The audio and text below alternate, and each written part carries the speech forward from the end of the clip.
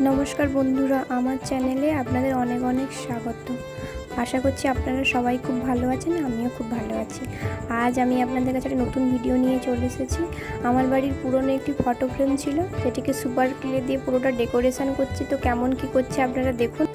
আর যেই ফুলগুলো তৈরি করছি, এগুলো যে কোনো সোশ্যাল মিডিয়া প্ল্যাটফর্মে দেখবেন, এগুলো খুব ভাইরাল একটি ফুলগুলো করার জন্য তেমন কিছুই নয়, 5টা গোল গোল আকারে কেটে নিতে হবে, দিয়ে জয়েন করে ওগুলোর মাথাতে একটু একটু সোচালো টাইপের করে দিয়ে অন্য একটি কালারিং সুপার ক্লে দিয়ে জয়েন করে দিলেই ফুলগুলো রেডি হয়ে যাবে। খুব সুন্দর লাগবে, কিউট ফুলগুলো খুব।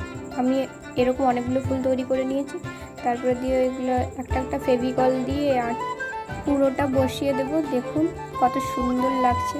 আমি যতক্ষণ বসা, আমার চ্যানেলে নতুন তারা আমার চ্যানেলটিকে সাবস্ক্রাইব করে দেবেন। প্রতিদিনে এরকম নিত্য নতুন ভিডিও। আসলে কি বলুন তো, পুরোনো জিনিসগুলো একটু সুন্দর করে সাজিয়ে দিলে তার সৌন্দর্য আরও বেড়ে যায়।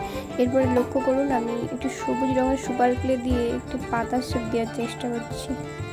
আর এটার জন্য সুপার ক্লেটাকে ভালোভাবে বসিয়ে হাত দিয়ে চেপে চেপে সমান করে নিতে হবে। তারপর সুপার ক্লের সাথে যে কাঠিগুলো পাওয়া যায়, ওগুলো দিয়ে একটু দাগ কেটে নিতে হবে, যাতে একটু পাতাটা একটু রিয়েলিস্টিক লাগে।